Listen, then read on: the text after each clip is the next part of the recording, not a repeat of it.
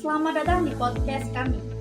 Pada kesempatan hari ini, saya membawa acara Desi Nur Salsabila akan membahas mengenai ancaman bangsa Indonesia pada masa reformasi sampai sekarang.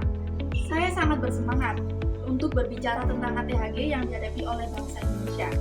Analisis ATHG ini penting karena pembahasan tentang tantangan yang dihadapi oleh Indonesia tidak hanya untuk memahami kondisi saat ini, tetapi juga untuk membentuk masa depan yang lebih baik bagi negara dan masyarakatnya. Hari ini kita kedatangan tamu spesial kita untuk membahas mengenai ATHG yang dihadapi oleh bangsa Indonesia. Tamunya adalah Kak Rintan. Selamat datang Kak Rintan kuliah. Selamat bergabung dengan kami. Kak Rintan sudah bergabung dengan podcast kami hari ini. Sangat menyenangkan. Terima kasih telah meminta saya untuk bergabung dengan Anda. Dan saya tidak sabar untuk berbicara tentang ATHG yang dihadapi bangsa Indonesia. Oke, langsung aja kita mulai. Menurut Kak Rintan, apa sih ATHG yang dihadapi oleh bangsa Indonesia mulai dari masa reformasi sampai sekarang? Ya, jadi ada beberapa perubahan yang menjadi ATHG bangsa Indonesia. Di antaranya ada 5, yaitu yang pertama, korupsi, yang kedua, kesenjangan sosial, yang ketiga, ketidakstabilan politik, keempat, pembangunan infrastruktur, yang terakhir, isu lingkungan. Oke, baik Kak, bisa dijelaskan beberapa faktor penyebab dan dampak munculnya? Untuk korupsi, faktor penyebab lemahnya penegakan hukum, kurangnya transparansi, dan rendahnya kesadaran akan etika pemerintahan. Dampak yang muncul yaitu merugikan negara dalam hal keuangan dan perdagangan. Yang kedua, kesenjangan sosial. Faktor penyebabnya pembangunan tidak merata, kebijakan ekonomi tidak inklusif, kurangnya akses pendidikan dan layanan kesehatan. Yang muncul menciptakan ketidaksetaraan yang dapat mengganggu stabilitas sosial dan politik. Yang ketiga, ketidakstabilan politik.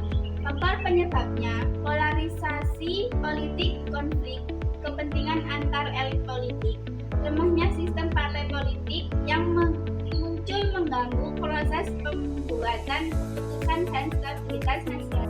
Berikutnya, pembangunan infrastruktur. Faktor penyebabnya birokrasi yang lambat, kendala regulasi, kurangnya investasi.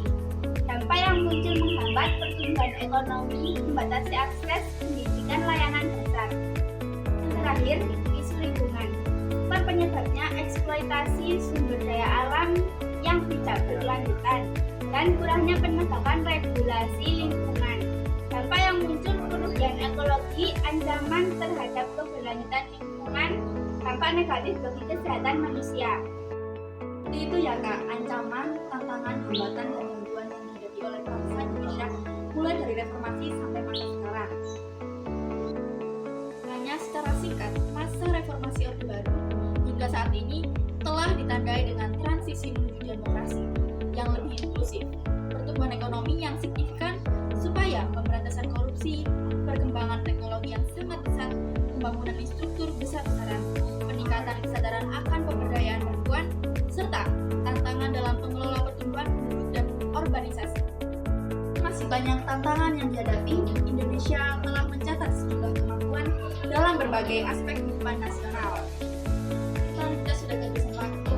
Terima kasih banyak untuk episode podcast kali ini. Sangat luar biasa sungguh bisa bergabung dengan Kak Rintan. Terima kasih telah menerima saya, menyenangkan bisa bergabung dengan Anda dalam episode ATHG yang dihadapi bangsa Indonesia pada masa reformasi sampai sekarang.